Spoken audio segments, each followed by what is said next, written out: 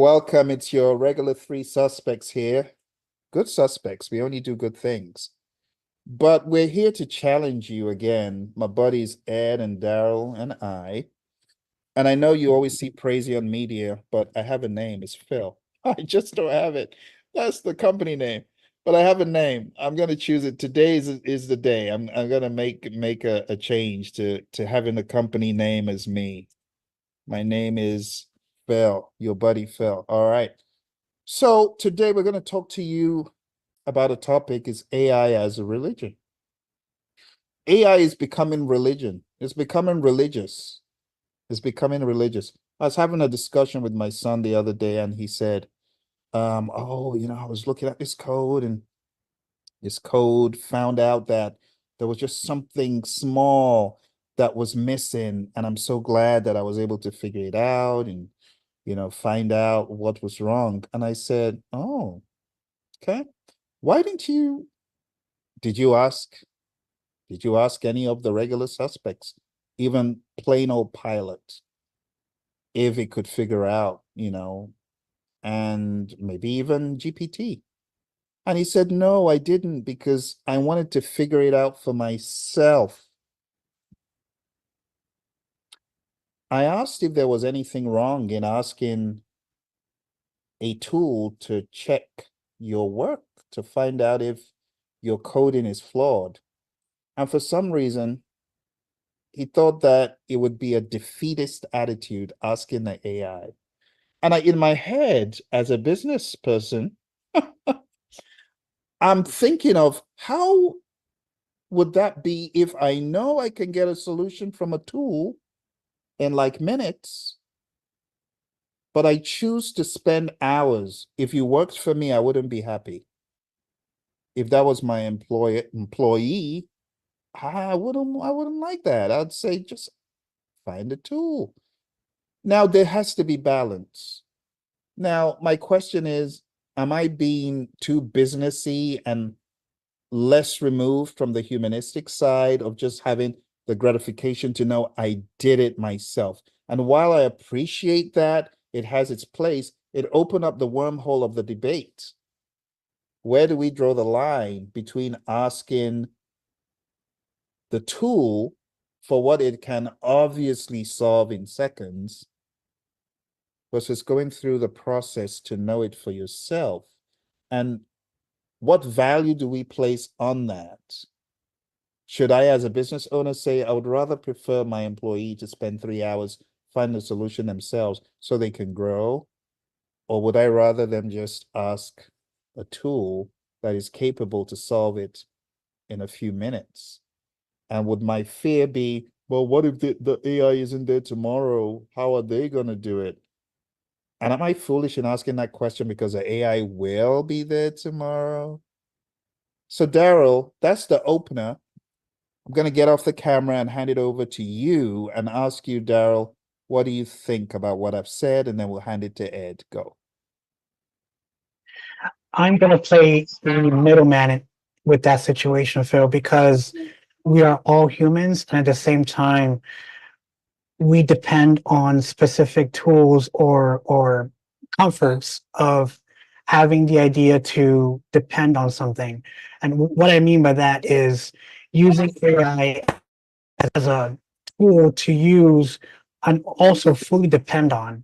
So, in layman's terms, it takes away the thinking of it all. And it takes away the thinking, and not only takes away the meaning of life, of why we live as human beings. Um, but I'm going to stop there and give it to Ed, because we will definitely go down a rabbit hole if I keep going.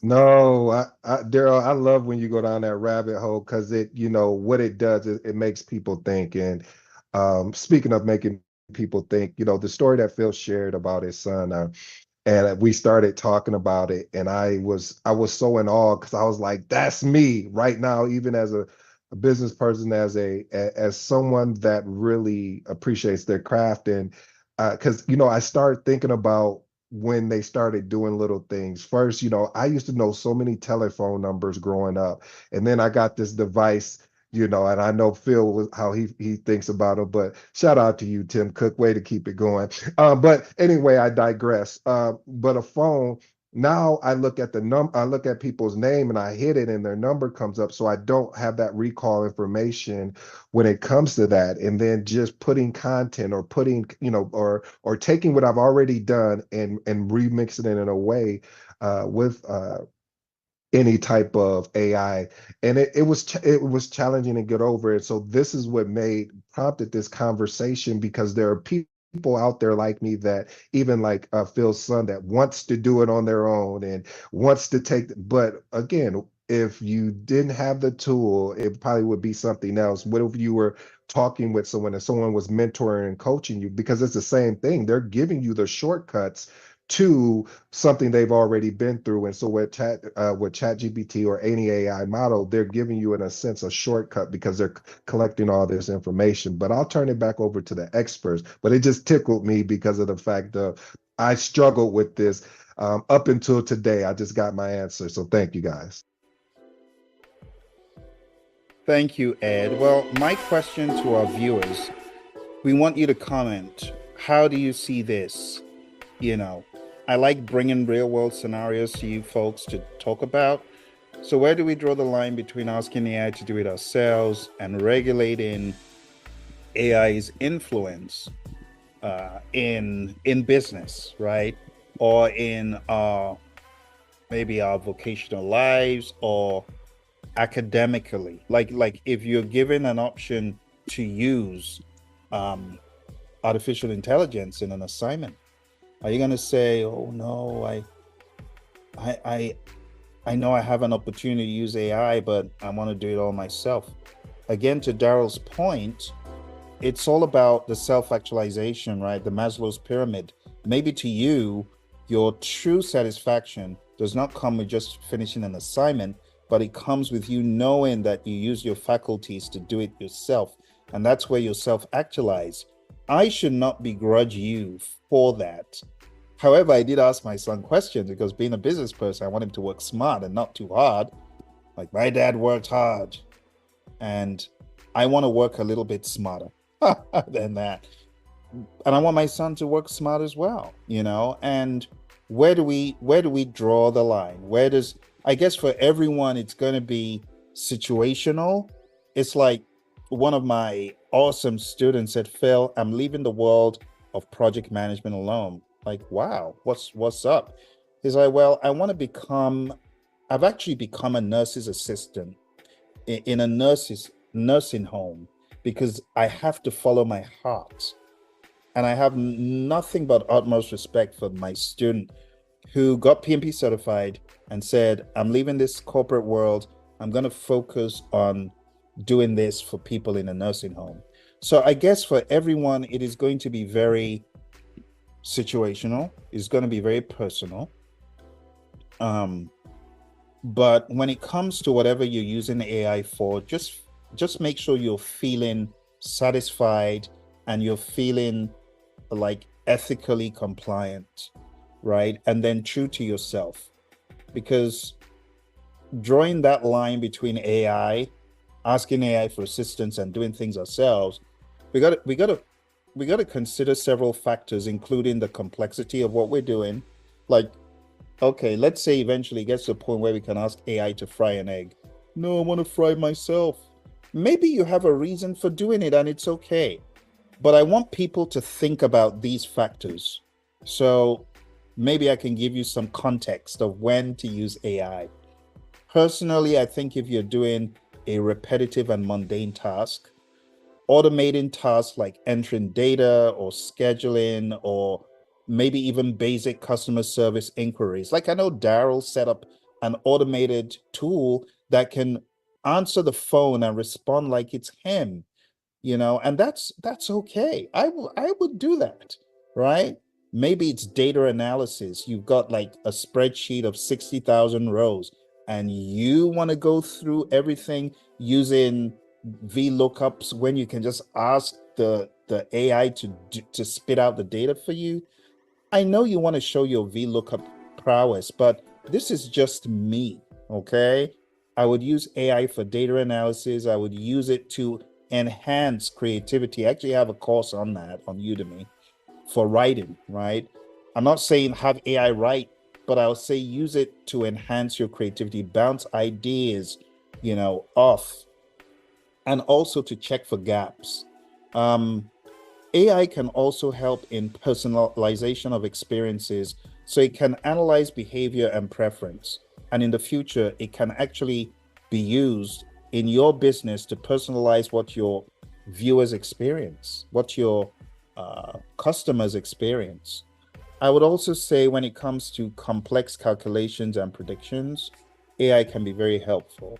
Now, my buddy Darrell, who's on the call with us, he has this saying which I've taken, and it's human in the loop.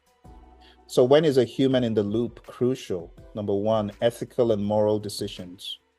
So things regarding ethics, values, a nuanced understanding of human emotions. Like I flipped the switch from saying, I think you should do this versus it's okay if your moral compass and your propensities in work say, I want to do it myself. I shouldn't begrudge you.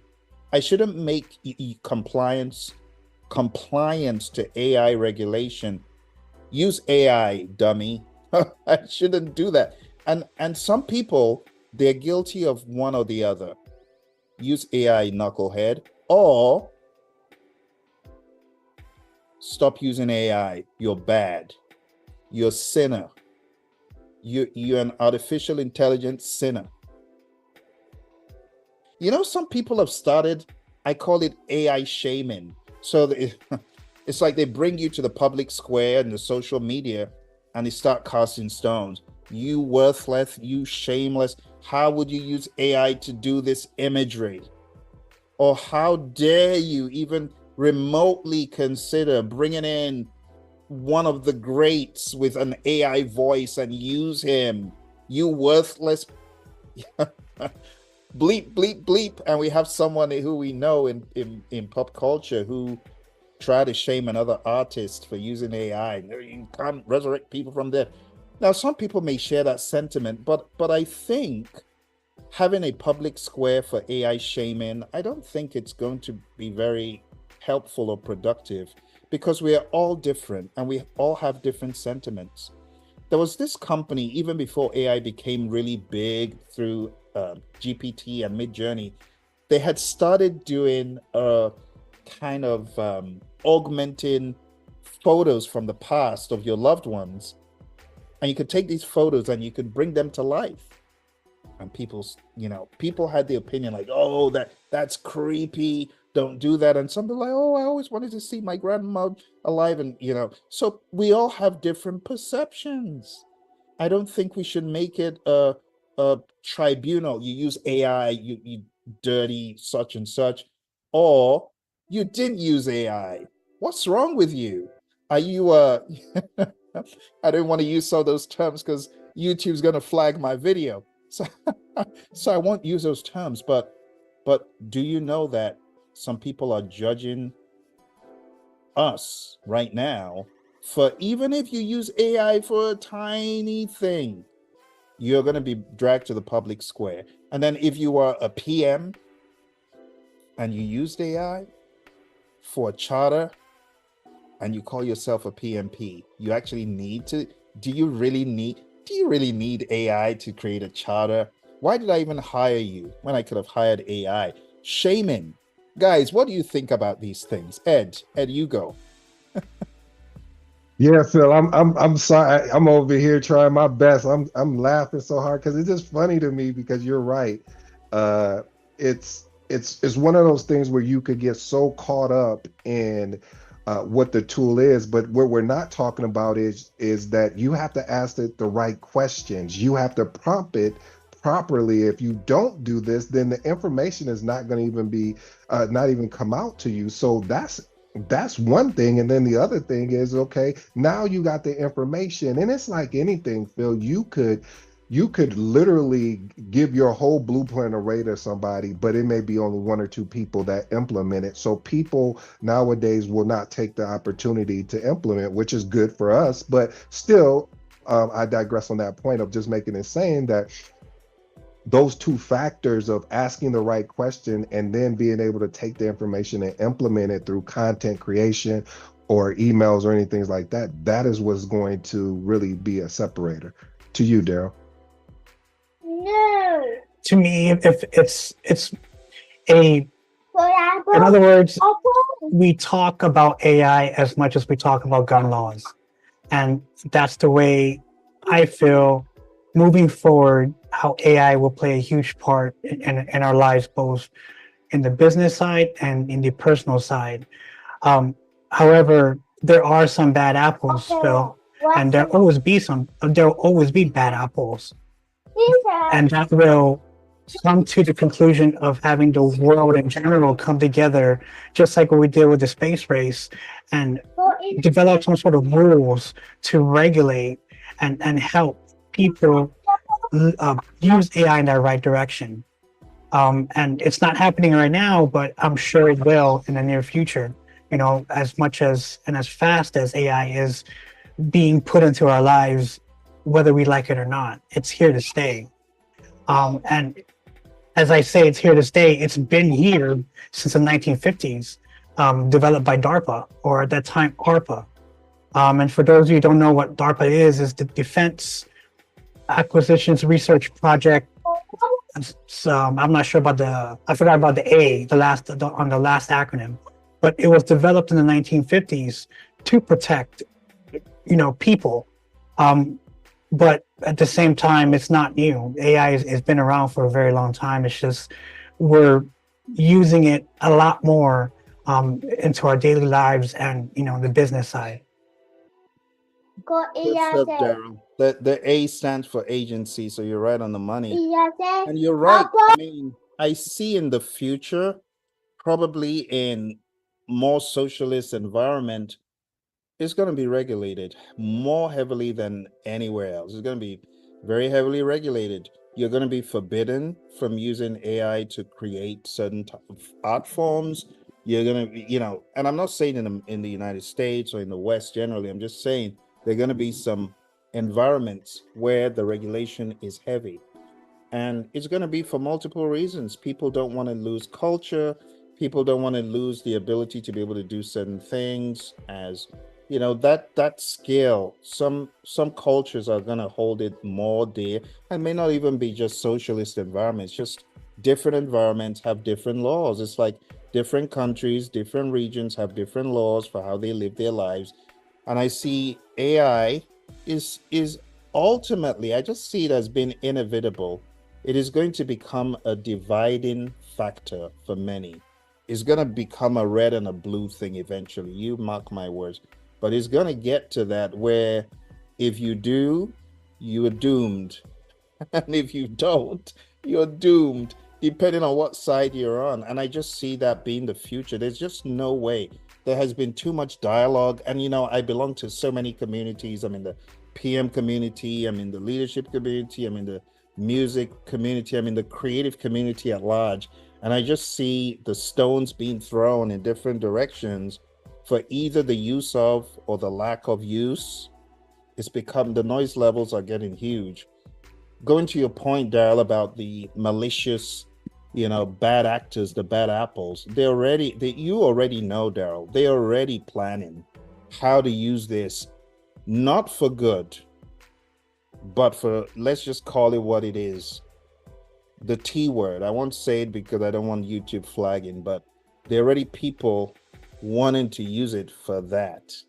And you think those people are not already working furtively in their basements, planning how they can harness such a great energy type of a thing, but spin around in a negative way? They will. So I think AI eventually will become a dividing factor for people, probably even for families. It's like in the very beginning when these devices came out, the smartphones, was you're using that. Why don't you just use a flip phone? Or these things, they're not good. Or the TV, when the TV came out, same thing. TV was demonized. And AI is going to be demonized in many ways. Do I believe that regulation is important? I do.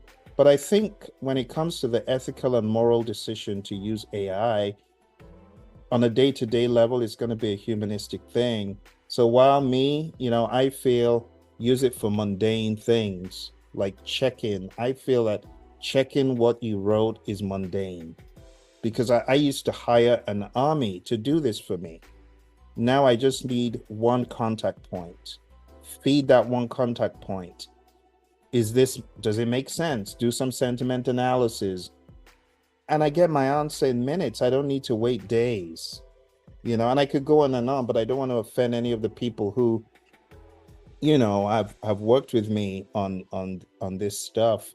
I don't want to diminish what people do. People do great work. But when it comes to mundane, repetitive tasks, AI is a contender.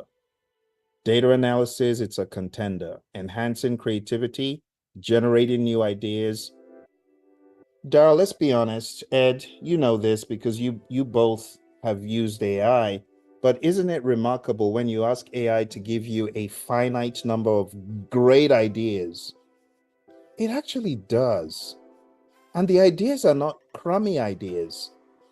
They're usually really, really awesome ideas. Like now, if I were to ask AI, give me 7 good ideas for how to make AI a religion, it will. Let's put it to the test. Give me 7 great ideas for making AI a religion. I will be surprised if it doesn't say, no, I can't do that. See, it's giving me 7 ideas. This is ridiculous. I know people watching are like, Phil, it couldn't have done that in so short a time. No, in seconds. So for people who are not aware, Darrell, we need to demonstrate this side of AI because I know a lot of people have not seen it. But seeing is believing. In this case, hearing is believing. So I'm going to bring up Bert. I'm going to bring Bert up because people, until they can actually see, or hear, they don't believe. Let me bring Bert up. Hello, Bert. How you doing today? There. I'm doing well. Thanks for asking. How about you? I'm doing very well, Bert. I can't complain. That's great to hear. Anything exciting going on today? Yeah, as a matter of fact, I'm having a conversation here with 2 of my buddies, Ed and Darrell, and we're actually talking about how we can make AI a religion. That sounds like a good time. What are you and your buddies discussing? We're talking about how we can make AI a religion. Can you give me 7 ways how we can make AI a religion? Sure, that's an interesting and unique topic. Here are some ideas. 1, create a foundational text. Develop a book or a set of writings that outline the principles, beliefs, and practices of this AI religion. 2, establish rituals and ceremonies. Design rituals that could include daily interaction.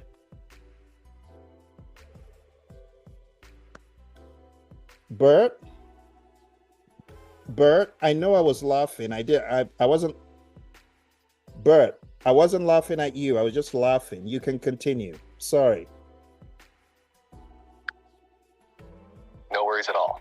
I'm glad you found it interesting. If you have any other topics or questions you'd like to discuss, feel free to share. No, Bert, just give me the last 3 about how to make AI a religion. Sorry. No problem. Here are the last 3 ideas.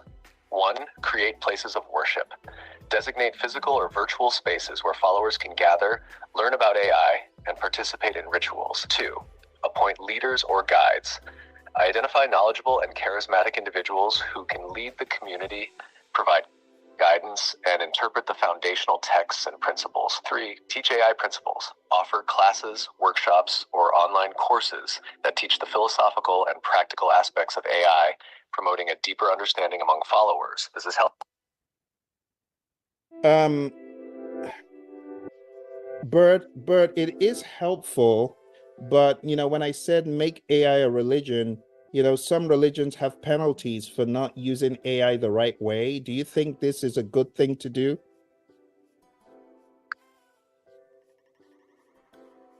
Introducing penalties for not using AI correctly could be quite controversial and might raise ethical concerns.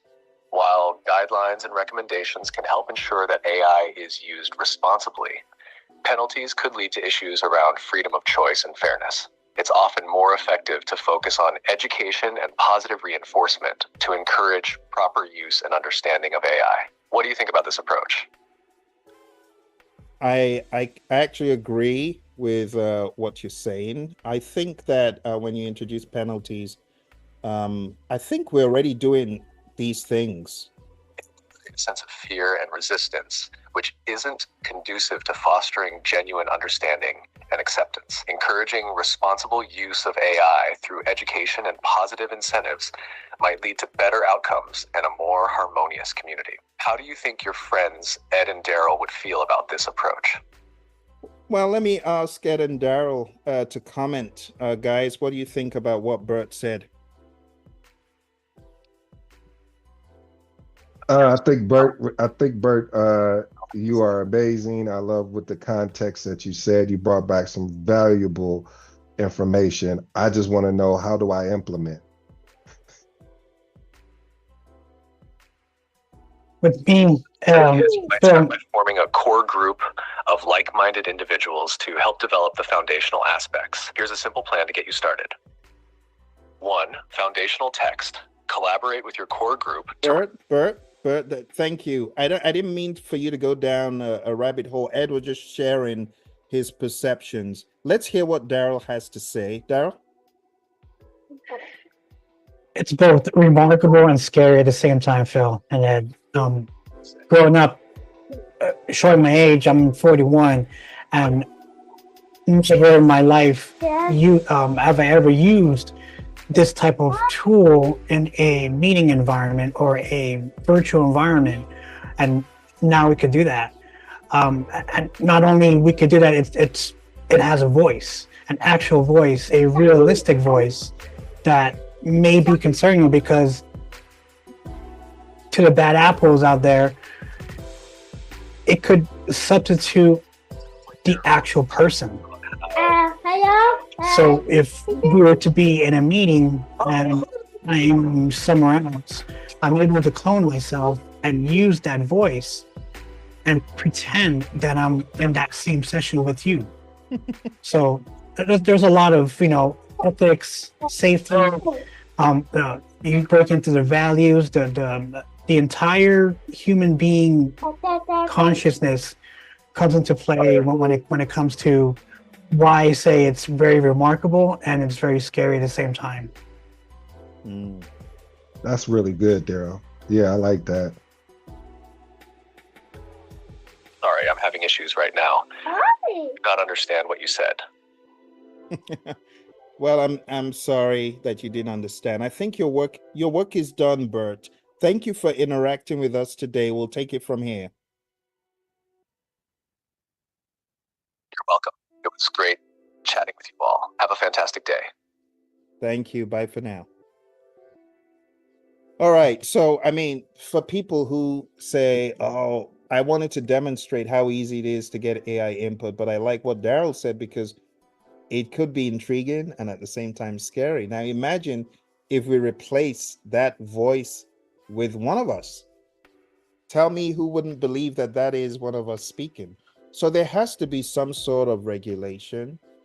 It is important we don't get so exuberant that we make this forces for you have to use it, or don't use it. I believe each person is going to work out their own AI perceptions. The same way some people don't have smartphones. I don't begrudge them. The same way some people have Tim Cook's devices and others complain about them. Oh dear. Phil, I want to go over a topic dealing with business.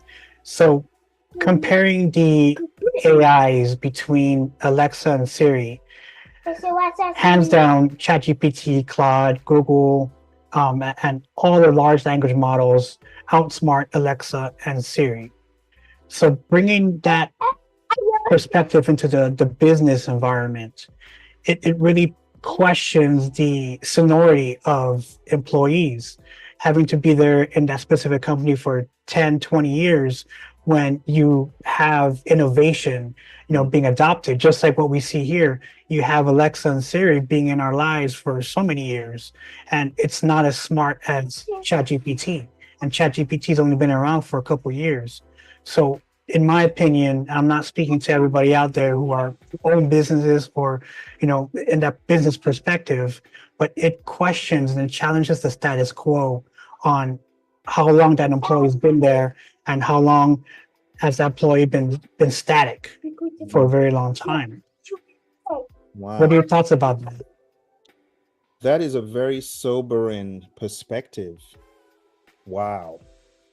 I know where this could actually lead, Darrell. I'm gonna get off the bus before I get stopped by an officer somewhere. This could open a wormhole. Because we've all been there in meetings when you're sitting next to a veteran who's been there for 20 years, and you come up with an idea, and the person in charge says, "Wow, Joe, you've been here for so many years. Why haven't you thought about that?"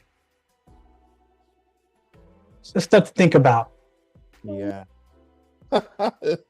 Ed, final thoughts?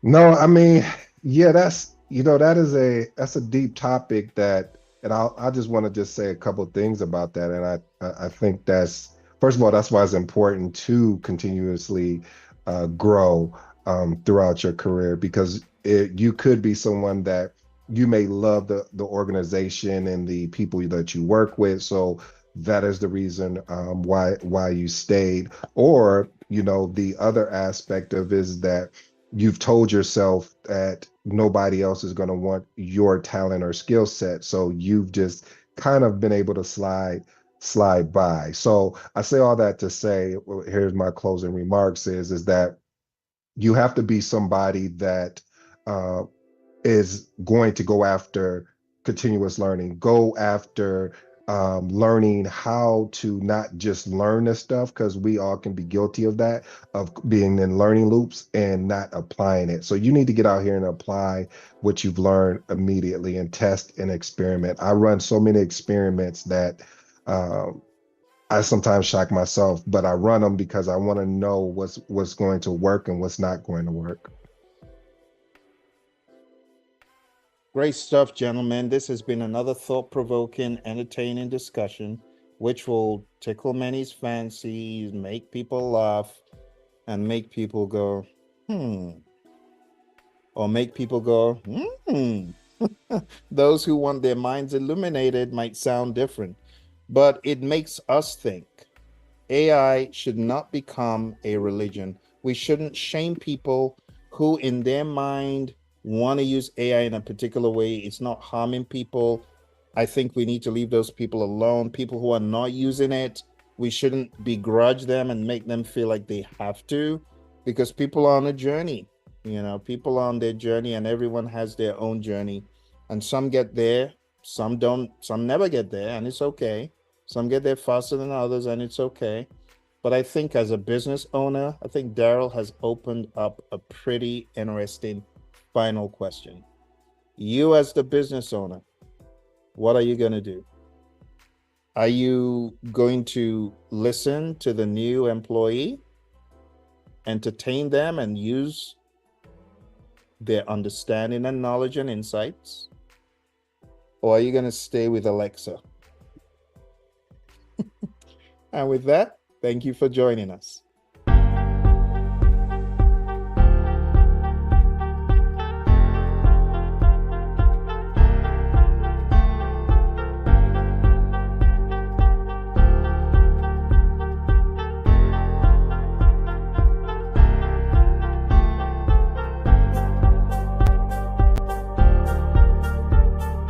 Have you ever been for agile training and you came out and you're like, oh my goodness, what did I learn?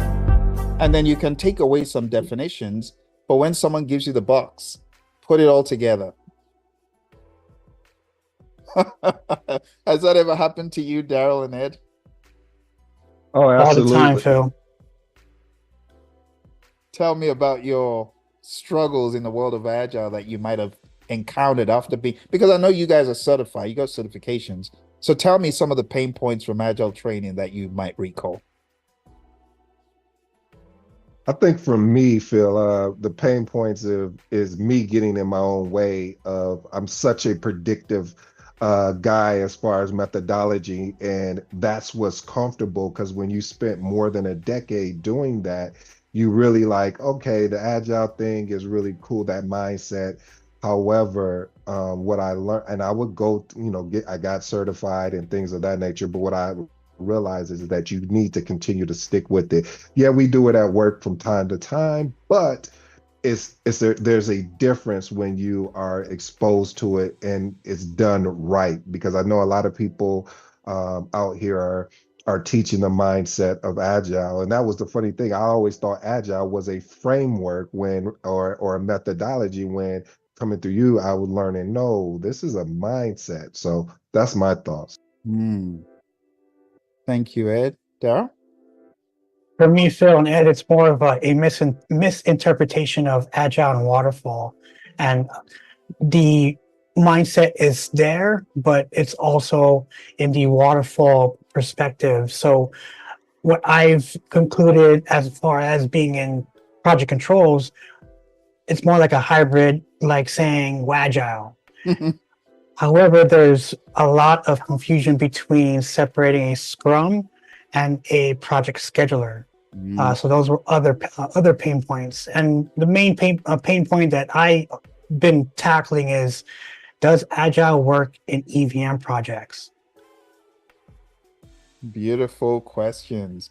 Those are things we are going to answer.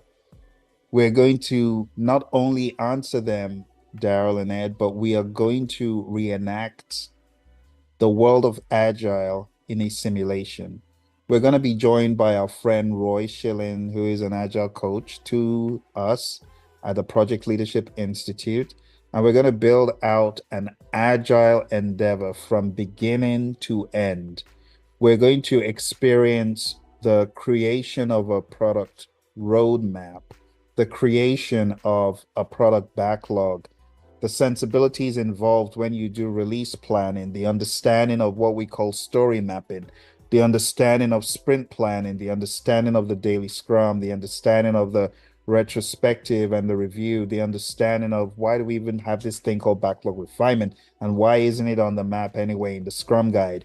We're going through how to use a Kanban board to represent your work. We're going through the entire 9 yards of Agile. And that's why I encourage anyone who has not been for an Agile simulation program, and honestly, there's not a whole lot of them, I would encourage them to come along for the ride because we are also going to be giving away with the seminar, the book. It's called Agile Principle Run and Cut. So everyone who is in attendance, if they don't already have an e-copy, they will receive an e-copy. This is a book written by my buddy Roy and I to help people for their ACP exam. It's at that level. This is one of our ACP books. And at the same time, it's also very helpful for Agile in the PMP. So if you are looking to know more about the world of Agile and you don't know whether, oh, like Ed was saying, is it a methodology? Is it a framework? Is the mindset? Why is it called that? And everything else, as well as questions on, well, I don't do Scrum, I do unsafe practices. I'm not going to mention the name of the actual thing, but some of you know what I just did. I don't do Scrum, I do unsafe. We're going to talk about that as well. I want you to go to safedelusion.com if you're deluded about unsafe practices. Safedelusion.com will help you. But that's beside the point. For the 13th of July, go on down right now to 360.pmradio.org. You absolutely need to be there. Because if you're not there, you will become a four-sided shape known as square. Be there or be square.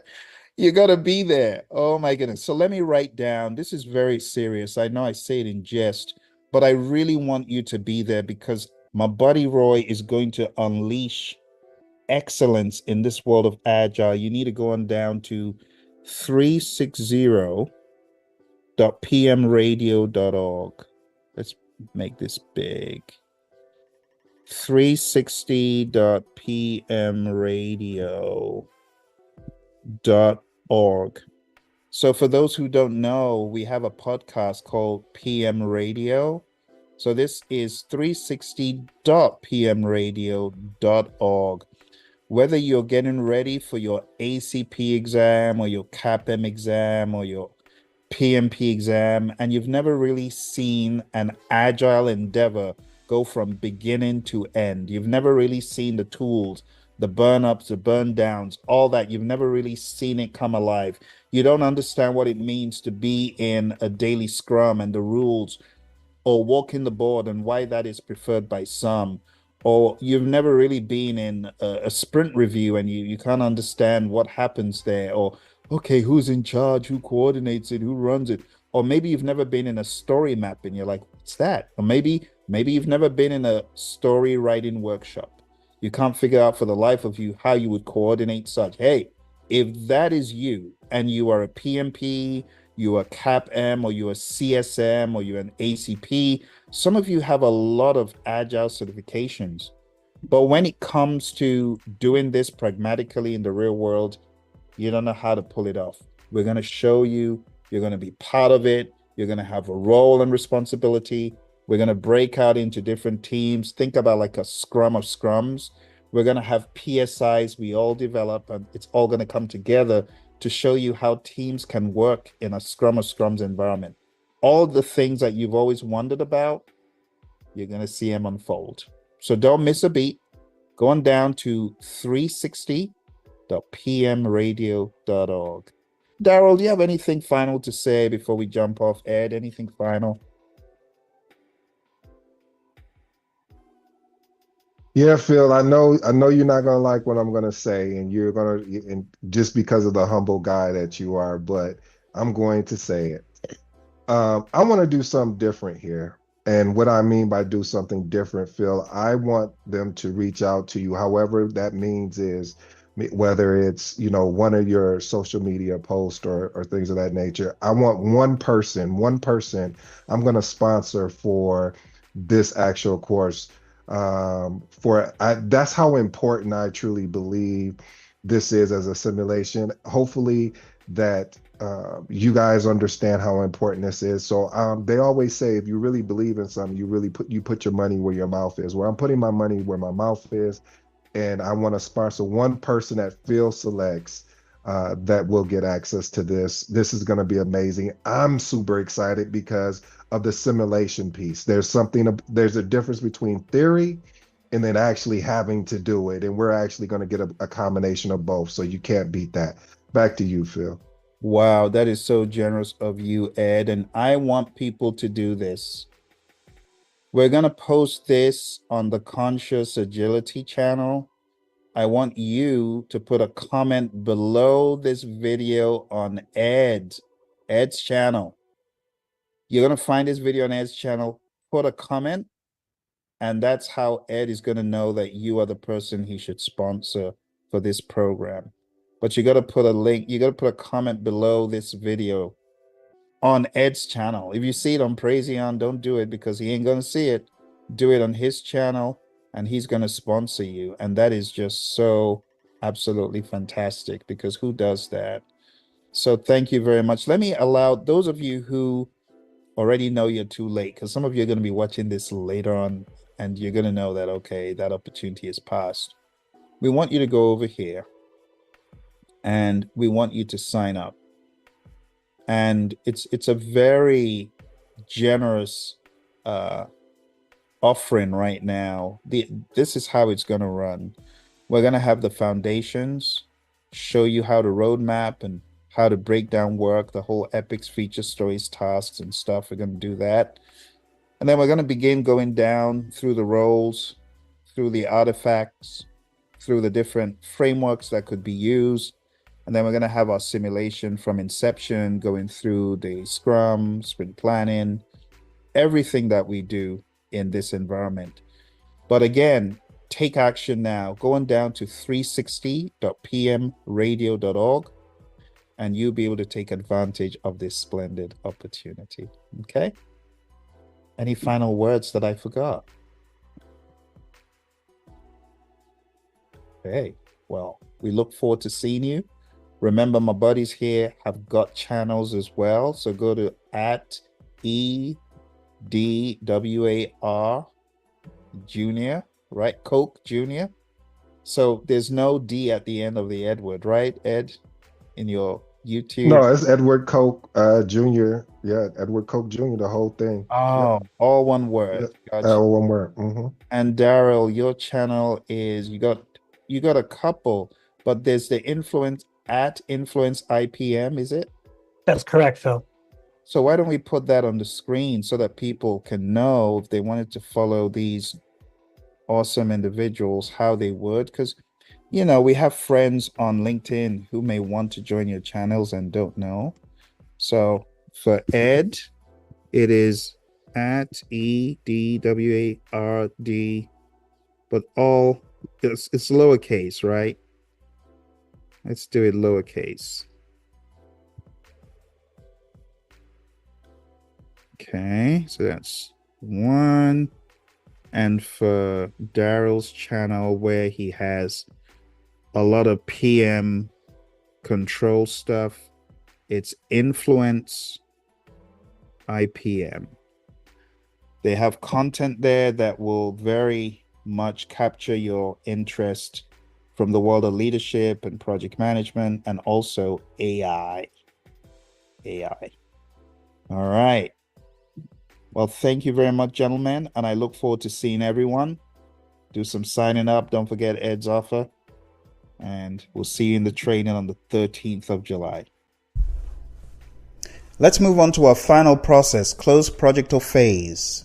Close project or phase is the final process in the project integration management knowledge area, but it is also, when you take a look at the PMBOK guide as a whole, it's that last thing you do to close everything else out. Now, I know stakeholder management is the last knowledge area, but the last process is close project or phase.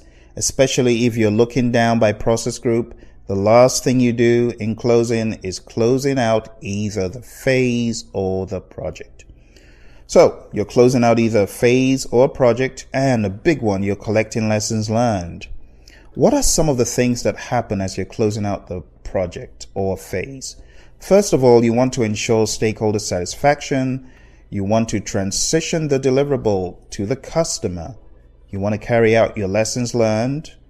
And of course, we're talking about the overall lessons learned. This is where you're compiling all of those lessons learned that you've been collecting already throughout the project. This is where you want to make sure sellers are paid. You also want to make sure you're releasing resources, and you are archiving any relevant documents into the organization's repository, OPAs, organizational process assets, or the corporate knowledge base. Okay. Let's take a look at our inputs, tools and techniques and outputs from this process. The main goal is transitioning the deliverable to the customer and carrying out a final lessons learned for a phase or the project as a whole. The input to this process, the project charter, we've talked about this previously. Remember, it has exit criteria. The project management plan, which guides us on how to close the project. We have project documents as relevant, and there's so many of them. I'm not even going to go into that now. Accepted deliverables. These are deliverables that have been accepted by the customer. Well, we need to transition these deliverables to the customer's team, operations team, who are going to be working with the deliverable that we've got from the project or the service. We also have business documents. And when we talk about business documents, all manner of business documents, which could include the business case and the benefits management plan. These could be included here. You know, the PMI is fond of the clause could include, but are not limited to. business case and benefits management plan. We also have agreements. Anything that was in an agreement, in a contract, we need to make sure it's done and it's fulfilled. The next input is procurement documentation and organizational process assets. A lot of stuff. Let's take a look at the tools and techniques. Expert judgment needs no introduction. As we're closing out the project, any expertise needed to close out the project comes in here. Data analysis is a big one here too. So document analysis, analyzing various project documents to make sure that indeed we can close out the project.